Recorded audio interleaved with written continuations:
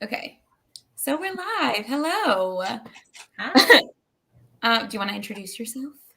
Sure. My name is Amanda. I have a channel called Her Pacific Northwest Washington Life that I haven't been uploading to this past year. I am trying to be active on Instagram, though that's apparently not in the form of posts. It's in the form of Instagram stories right now because I'm working on switching things over and kind of consolidating my personal and book Instagram into one thing. Yeah. Because I can't keep up with two of them. Which is also the same name at Her Pacific Northwest Washington Life. And both of those are linked down below, along with other people who are in this book club. So, Northwest Washington Life. And both of those are linked. Sorry, I turned it on my phone to make sure that it was working. So it is. Yeah. There's just a little bit of a delay. My bad. Okay. And then my name's Mary. This is my channel. I also have my Instagram link down below. I don't have a book Instagram. I just sort of post my book reviews. I'm like a month behind at this point, but that's sort of how I've always done it. And it's for the exact reason that you said you wanted to consolidate, because I know I can't keep up with two. I have like a food Instagram that I post to like once a month if I make something that I can take a picture of and have it look pretty, but I don't know. I'm not a very like good to Instagram poster type of person. No, because then you never know what needs to go on what and all that jazz. And because like, I don't know. It's just, I feel like people who have specific Instagram for books or for like anything, there's this pressure to be very aesthetic about it. And I'm not a very aesthetic person. Me either. And that for me, like, this is completely off topic, but along with what we're talking about, that's why I named my channel the way I did, is because I didn't want it to be solely about books or solely about anything in specific. So that's why I would like my Instagram to not just be about books. And because I don't have the artistic eye to take those pretty bookstagram pictures. I'm so like impressed by people who can keep like a very, I don't know, aesthetic feed and have like the special editing to do that. But I feel like I work, I have school, I don't have time for all of that. Nope. So, and it's just like not something that I would want to spend my time on, I guess. Yeah, but exactly. I don't know. Yeah. But today we're talking about Northanger Abbey, which we both read. This live show is coming up kind of late, like I think 2 weeks later than it normally would have been, just because this time of year is really crazy for me, and I think kind of everyone. So definitely.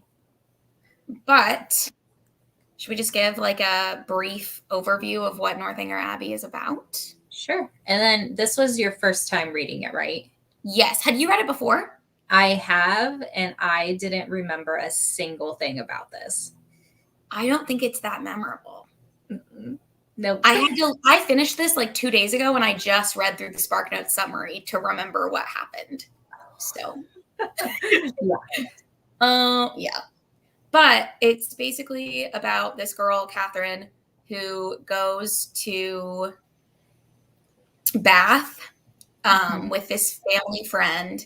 And while she's there, she meets this other girl, Isabella, and they sort of become really good friends. And she also meets this guy, Henry Tilney, and she decides she likes Henry. But then he goes away or something, so they don't really talk for a while. And then it's just about their time in Bath. And Isabella meets Catherine's brother.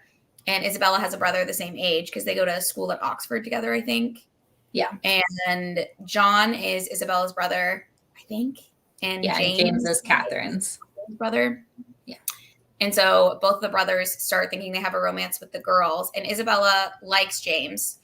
And because Isabella likes James, Catherine ends up having to go on like double dates with them, essentially, with John. And she doesn't like John, but she doesn't want to offend him. So she never says anything that makes people think she doesn't like him, I guess. Yeah. So there's all this drama with that. And then eventually she gets invited with the Tilneys to go to their house, Northanger Abbey. And because Mr. Tilney comes back to Bath with his sister. Yes. And they also have an older brother, Frederick. Colonel Tilney. Yeah. But yeah, then she goes to Northanger Abbey. And then so I didn't really pick up on this, but I knew that this is what was supposed to be happening. It's supposed to be a satire of Gothic novels, I think. Is it? Yeah. Okay. So I knew that going into it. So I sort of expected it to have more of like a Gothic tone, but it really didn't.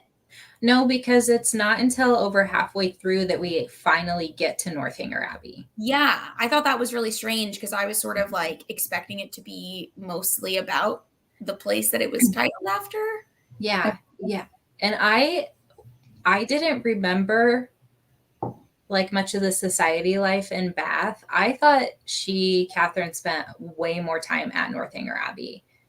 And then as I was listening to it, it kept going and going and going. I was like, when are we getting there? Yeah, I was not expecting it to be as much about Bath as it was. Yeah.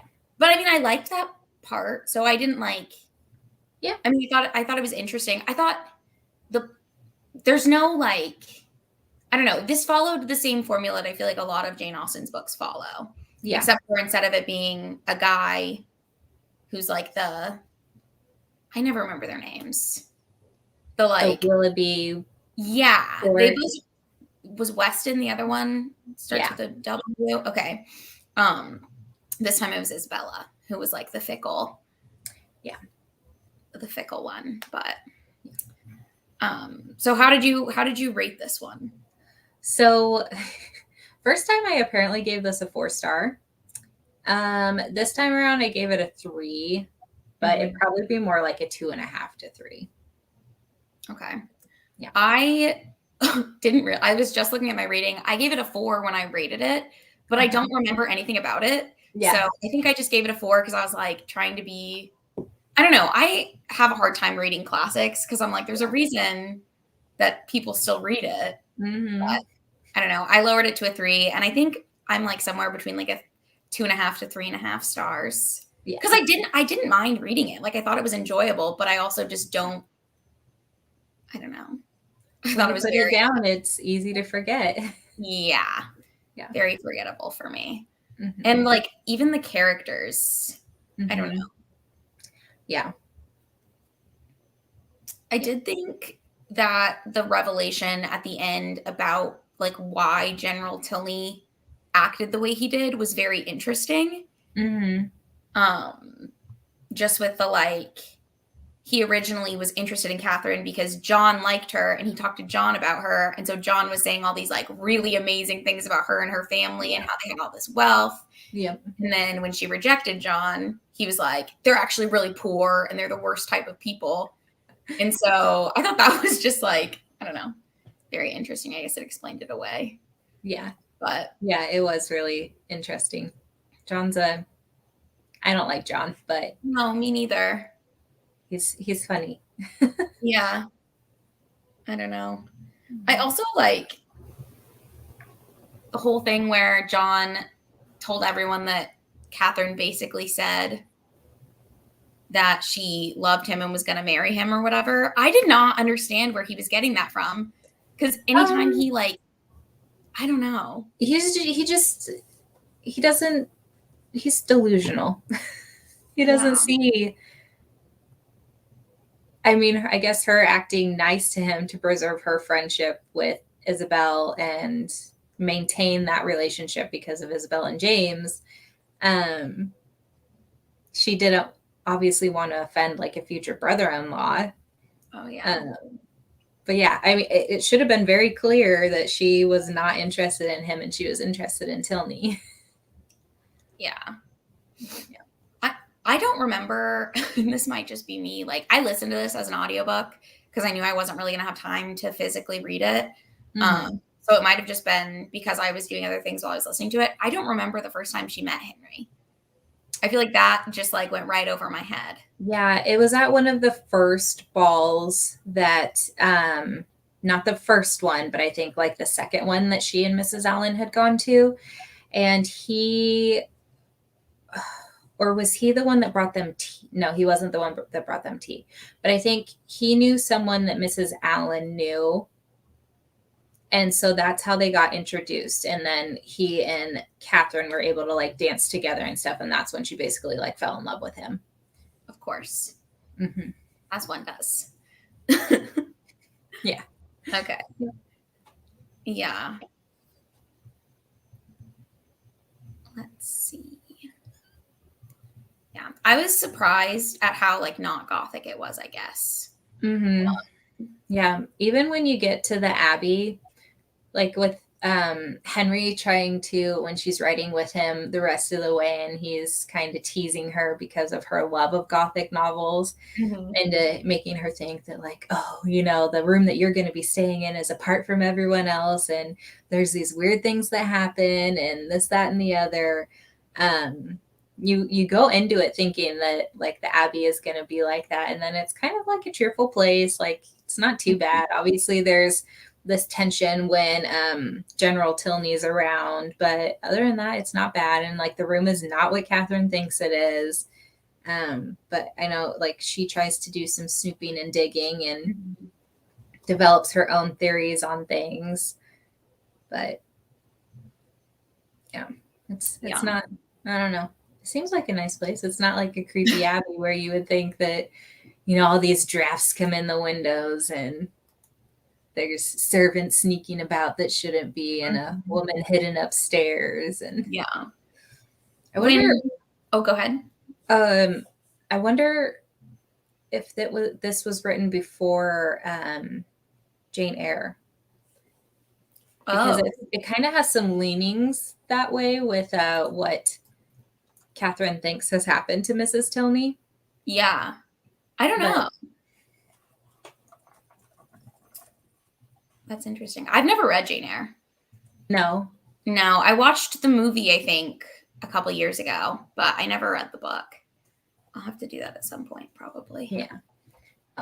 Jane Eyre was 1847, and this was 1817. 30 years different. Yeah. And I think she even wrote this in like the late 1790s. Yeah, maybe. And never published it. Because I was looking into that a little bit. Because I found these discussion questions, and one of them was like, what do you think, like, can you tell that this wasn't a novel that she like set out to be published as it is? Like they published it after she died. Yeah. Well, and I think this one is claimed to be her first novel. Yeah. But not first published novel. Yeah, so. I think what I saw, it said that she like sold it to the publishers in 1803 and they never did anything with it. And then she got a couple other things published and bought the rights back and edited it a little bit. Interesting. So I don't know, like, I don't know if it was even finished in its like form that we have, if that's what she like wanted people to read. So I think it's a really like interesting thing to think about. I don't know. I could definitely see like if this was one of her first works, I could see her after writing the others, like going back if she had had the time and like revisiting the story and making it better. Yeah. I mean, if I would think that this would be like a first novel.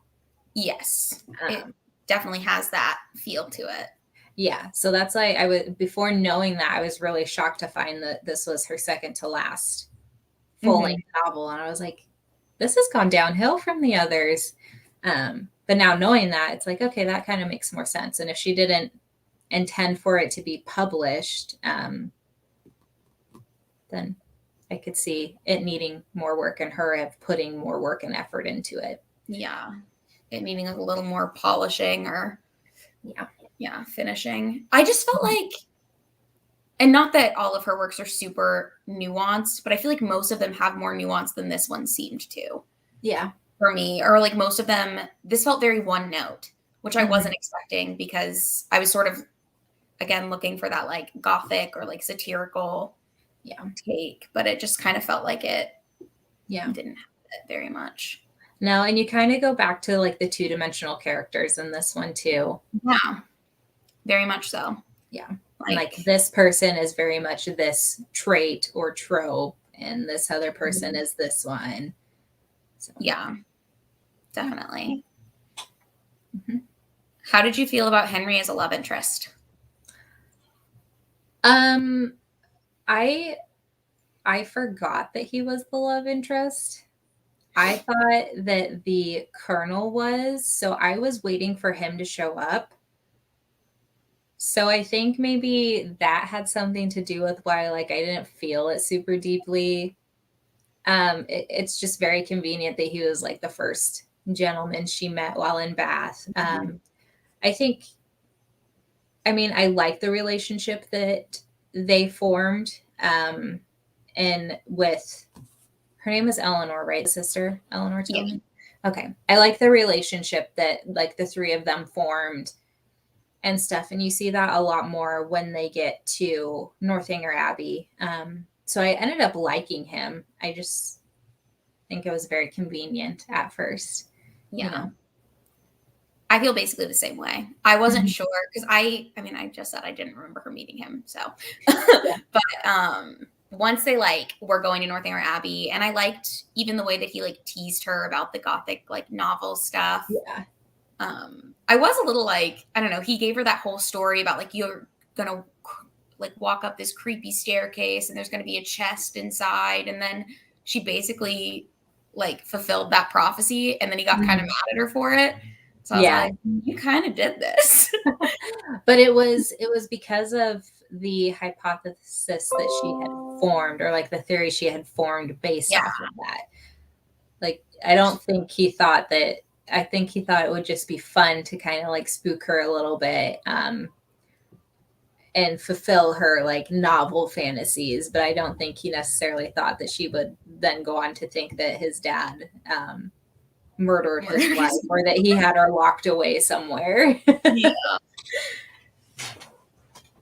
Yeah. I almost wish that that's what had happened, but yeah, I just wanted some more drama. Yeah. There was very there was not a lot of drama except between Isabel and James and Colonel Tilney. Yeah, that's true. Yeah. I feel like I could see that coming from a mile away, especially when they got the note from Catherine's parents that was like, you can get married in this much time and this is like your stipend or whatever. Right. It was like 2 years and you get like 200 pounds or something per year or something super low. Isabel was like, I'm not upset about the money. It just seems like a long time to wait to have to get married. And like, I'm only thinking of other people. I'm never thinking of myself. Yep. And I feel like as soon as someone says that, you're like, okay. Yeah. So you're only ever thinking about yourself. Right. Like if it was about the wait time, I think you'd be fine with 2 years of like courting and getting to know them, because you get more privileges when you're courting versus just like not, you know. Yeah. Gives you more time to get to know the person. But I mean, and James had stayed with that family previously, right? Because Isabel knew him before they all were in Bath together. I think so. I don't really remember, because I think he had stayed with them because he's friends with John from school. Yeah. So I think that's how they like all knew each other already. Yeah, I think so. And then I feel like James was really trying to get Catherine to like John, especially with there was one thing at the like sort of beginning right after she'd first met him where James asks her how she feels about him. And the narrator says something like, if she'd known what she like if she knew then how things were going to go, she would have said that she didn't like him at all. Yeah. But she wanted to be polite. So she was like, oh, he seems nice. Yeah. It's like, oh, your favorite brother. I don't want to tell you that your friend kind of sucks. Yeah. I also thought it was interesting that this book has a narrator, because I feel like at least the narrator is like I feel like usually Jane Austen puts you in the story, but this one, it was very much like a narrator was telling you the story. Yeah, and there were times when the narrator was like, and so the reader knows, or like they were breaking that and talking to us and not just telling the story. Mm-hmm. So, yeah, it was really interesting. Yeah. I feel like it kind of worked for this storyline more so than it would have in like Pride and Prejudice, but definitely. Yeah. And I think that was, I don't know, that was like the only time that I really felt like it was satire, was when the narrator was like breaking the fourth wall. Is that what that is? I think it's the fourth wall. I always want to say third wall, and then I'm like, I feel like that's not right. No, I think it's fourth. Yeah, I think so. But yeah. And then I was looking at some. I did look this up on SparkNotes right before coming on here because I forgot most of what happened, even though I finished it like 2 days ago. But there's like a section of like important quotes explained, and I thought it was really interesting that they talk about one of the quotes of someone asking her what she's reading and then being like, oh, it's just a novel. And like the explanation is, since this was Jane Austen's first work and she knew that at the time the upper classes kind of frowned upon reading novels, it's like her going on the offensive in the book and being like, I don't know, making fun of people who don't read novels, I guess. Yeah. I thought that was really interesting. Yeah. It is interesting because Eleanor, Henry, and Catherine sit around and talk about who was the author? It was something with an R. It wasn't like Radcliffe or something, was it? I don't remember the author, but it was something about like Udolpho was the book, I think. Yeah.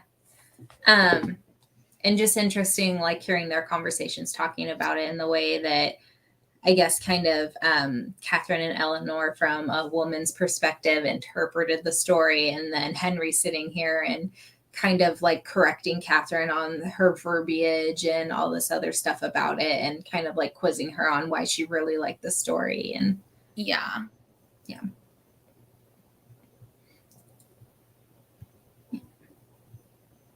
But I always like discussions about books within books.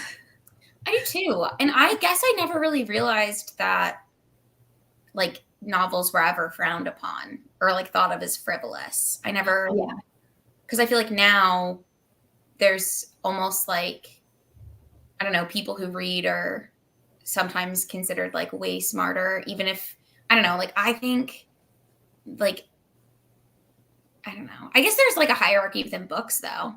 Because like people who read like solely romance, it's like sort of frowned upon and like, oh, that's not really reading. Right. But I don't know. So I thought that was a really interesting. Sort of thing. Probably because that would have been like more of a pastime for women back then, is to sit around and read while, you know, the men are out doing the important stuff and all that good stuff. So that's probably why it would have been more frowned upon, like, oh, you have all this time to just sit around and read. Why aren't you working on other skills like learning your 17th language and how to play this piece on the piano? Yeah. I'm really glad that I did not have to live at that time. To just like perfect hobbies, and that's how you're like viewed as I don't know, good. Because I feel like accomplishments do you have? Yeah.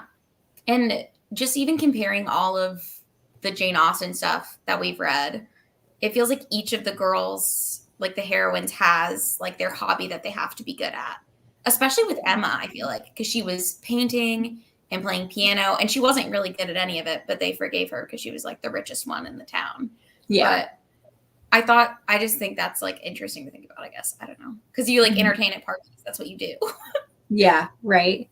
And then with Catherine, they start off saying like she's a girl who doesn't really have any disciplines. Like she would work on something for a couple weeks and then get bored of it and then move on to the next thing. Because she was the first girl born after 4 brothers or something like that. So yeah. It is interesting though to see a girl who doesn't have any quote unquote accomplishments under or under her skirts. Oh gosh. Yeah. One of the discussion questions I found was asking if the reader thinks that Catherine is like Harriet Smith in Emma. Did you pick up on any like parallels between Harriet Smith and Catherine? And I guess Emma and Isabella or Isabel. think I guess I don't think Catherine is as influenced by Isabel as Harriet was by Emma. I think there is a little bit of naivety for Catherine since it's her first time in society. And when she meets Isabel, they immediately become fast friends just because nobody else has given that olive branch to Catherine yet. And she's basically just stuck with Mrs. Allen until they meet acquaintances. But I would say it's more on like a mutual level between Catherine and Isabel than it was with Harriet and Emma. Yeah. That makes sense. And it's a little less like Charity because they're both from some level of background. Mm-hmm.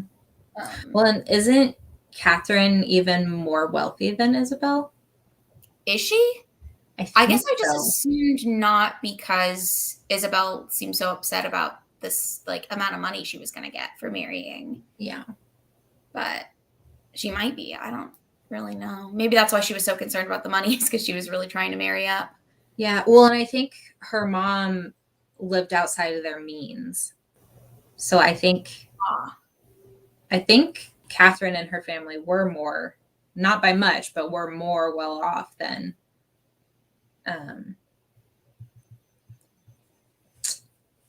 the other people's. Yeah. Thorpes, is that their name? Yes, I think so. Yeah, the Thorpes.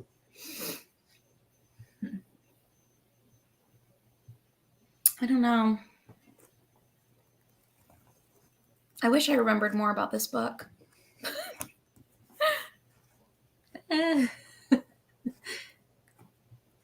Okay, let's see.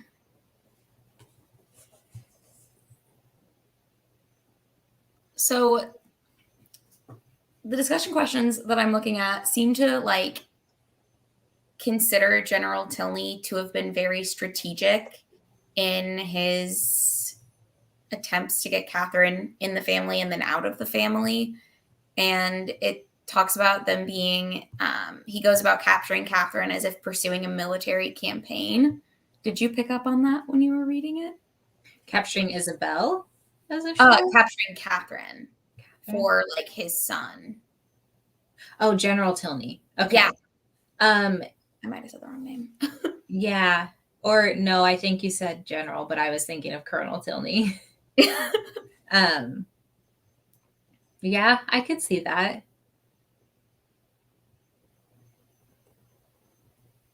I guess just because of the way he like asked around for the information. I don't know. Yeah.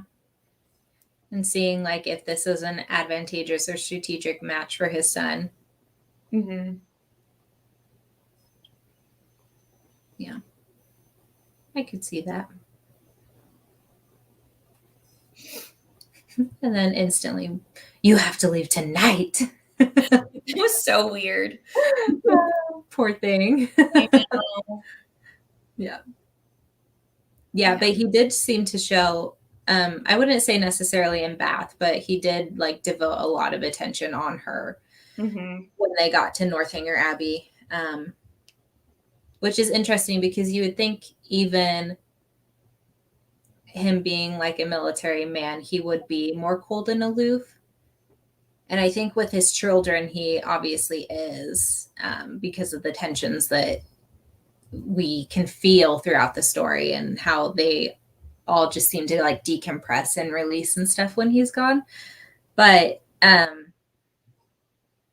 don't know, he seemed to devote a lot of time to her and making sure she was comfortable and getting the run of the house and making her feel like, oh yeah, this will be yours one day. Yeah. Except for this wing. You can't go in to my wife's chambers. Yeah. Yeah, I don't know.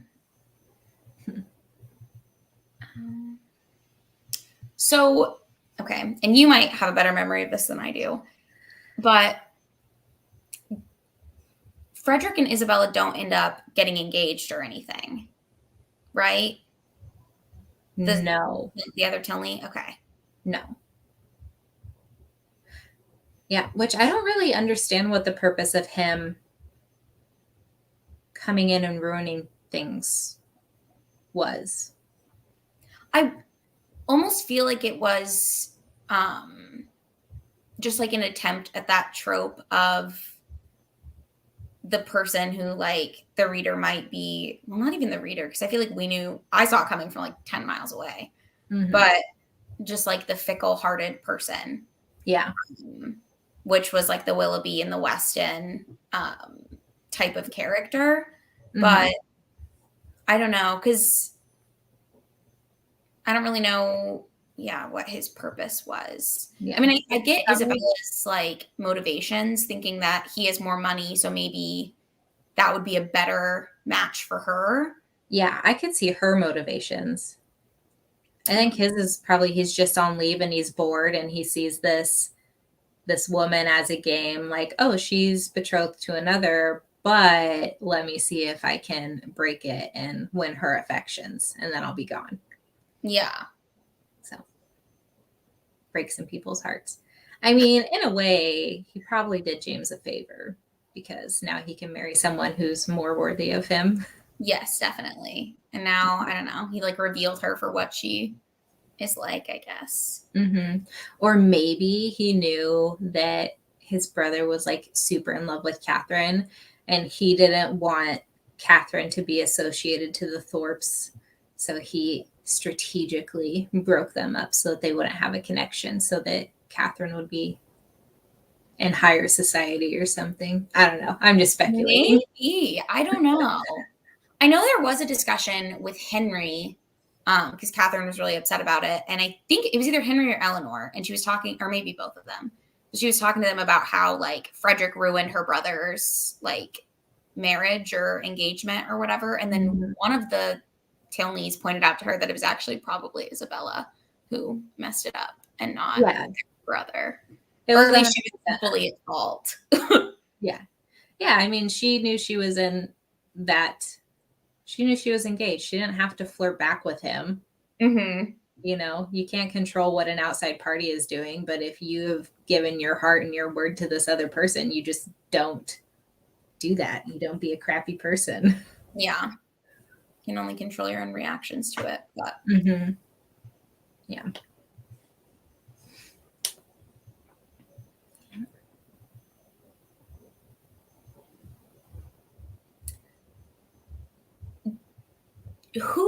Okay, so the Allens are the people who brought Catherine to Bath. Were they just family friends? Because they didn't have a child her age, right? No, they don't have any children. Okay. And they were, family friends, neighbors in the same town who were actually wealthy. And so it was, Catherine's probably like the daughter they never had. So they knew that like the only way for her to have a chance in meeting someone outside of the town was for them to take her out into society. So that's why they chose to have her as a companion to Mrs. Allen, but also so that they could kind of help out in a way. Yeah. Okay.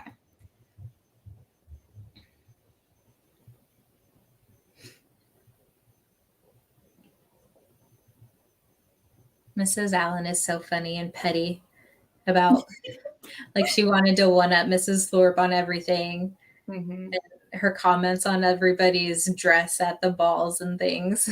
Yeah. With like the muslin and the different fabrics. Yeah.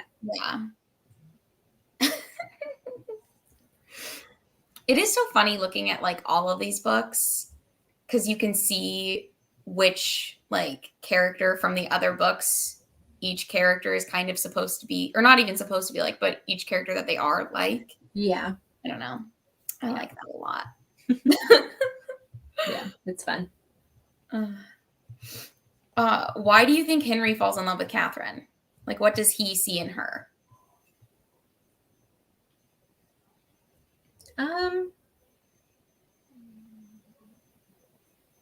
And see, I don't know if he had fallen for her the first time they met, or if it wasn't until she showed like interest and affection towards his sister.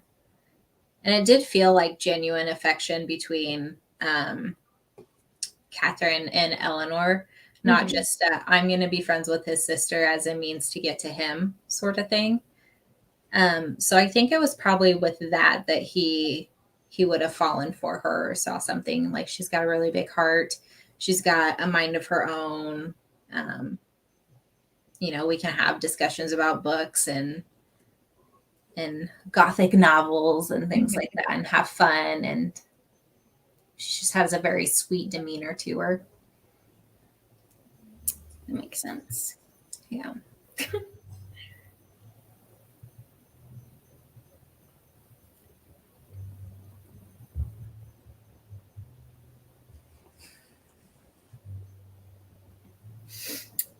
And then another one of these discussion questions asks if you think that Henry settles for Catherine because her father doesn't approve of her, or do you think he has real affection for her?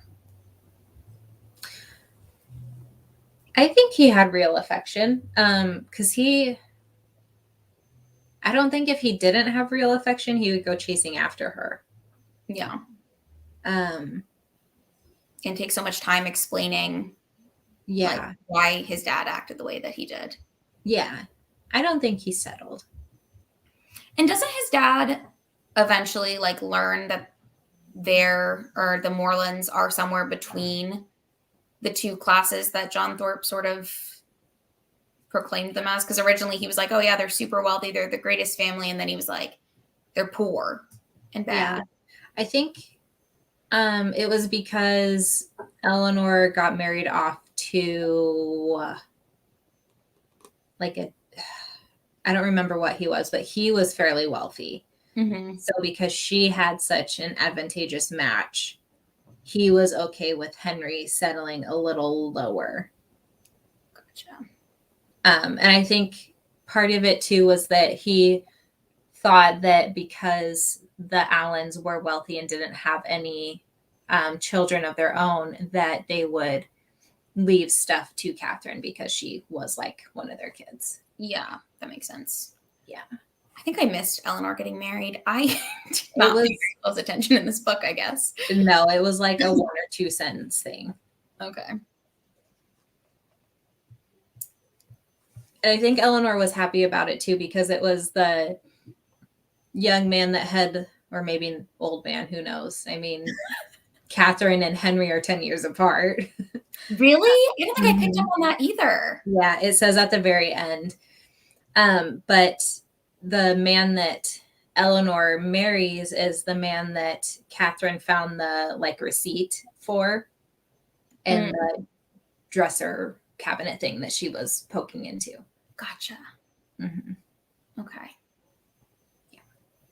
It's so interesting to me that all of the love interests that people end up with have such a big age gap. Because I don't know, in Emma, it's almost like Jane Austen, and maybe this was a thing at the time where younger men just aren't good matches, seems to be the the thing. I don't know. Because even, I guess, I don't know how old John Thorpe was, but I just assume he's younger because he's in university. So yeah, 22, 23, somewhere in there. I don't know. Maybe. I think there's a reason behind it. I think it was kind of explained. I don't remember if it wasn't in this book, but I think it might have been one of the other ones we read, that men didn't settle at that young of age because they were going to university. They were learning the business. They were getting set up in order to provide for a family. So it wasn't until their 30s that they would start looking for a match, whereas girls were in their early to mid 20s. Yeah. Or 17. Yeah. Late teens. Yeah. I still think, I guess it's just because I'm alive now and I wasn't alive then, but I just think it's so gross to be well, I'm a 30-year-old man. I'm looking for a wife. Bring me the 16-year-olds. Yeah. I just, Yeah. I don't know. It's bizarre looking at it from this day and age. Yeah. I don't know. I do, I guess, understand the like, if he's going to be responsible for a family and a wife and taking care of everything, he probably needs to be well established in his life. And then also, daughters are a burden after a certain age because you're like, just get married. Yeah. And you have to Leave my provide the house. dowry and stuff. Yeah. Yeah. So, very interesting. Mm-hmm. Did you have any other thoughts? No, not really with this one. I know. I feel like this has been a very short live, but Yeah. I don't really have, I don't think anything else. Mm-hmm. Well, Persuasion will be great next month. I'm excited for Persuasion. I've heard really good things about it because that's like a second chance romance, sort of, right? Yeah. Yeah. And they're older Nice. characters too. Good. Yeah. Love some maturity. Yep. Yeah. So I think that'll be really nice. Yes, Cap definitely. off the year of our Jane Austen reading. Yes. And then I'm going to send out probably like a Google form or something, but I want us to all vote on our favorite characters and different tropes. I think that would be fun. Okay, yeah, that would be fun. So I might just send out the categories and have everyone pick, and then we'll talk about it. Yeah. This is like the big finale. Yeah. I'll have to refresh my brain on all of the characters and stuff. I know. I had a leg up because I started thinking about this when we were reading. Oh, sorry, my dog is barking. I started thinking about this, I think, when we were reading Mansfield Park or maybe Emma. So I've been thinking about it for a while. But yeah. I just think it'll be fun. Yeah. And then I got to figure out if we're going to do something else next year or what we're going to do. Yeah. Whether it's another author or like a genre or something. That's what I was sort of thinking. I don't know, though. Yeah. Because I feel like Jane Austen has like the 6 published full-length novels. So it was sort of perfect to like span the whole year and not be too much. Down. Yeah. Yeah, whereas like someone with Charles Dickens, we could read one per month or more if we went into all his like short stories and things. And he's very wordy. Yes. Guess that's what happens when you get by the word. Yeah. You write a lot of words. Yep. Yeah. Okay. Well, thank you to everyone who is watching or has watched. That's going to be it. If you watch on replay, thanks for watching. Let us know in the comments down below if you do watch on replay, how you felt about this book, if you read it, because I would love to know. One of the kids in one of my classes actually was telling me that he read this book. And I was like, I hadn't read it yet when he told me, but he asked if I'd read it yet. And I was like, no, but I'm going to. So good to know. Yeah, I wonder what his thoughts are. I know I have to ask him because I never followed up on that, but yeah, I have to figure out how he felt about it. But yeah, that's it. Bye.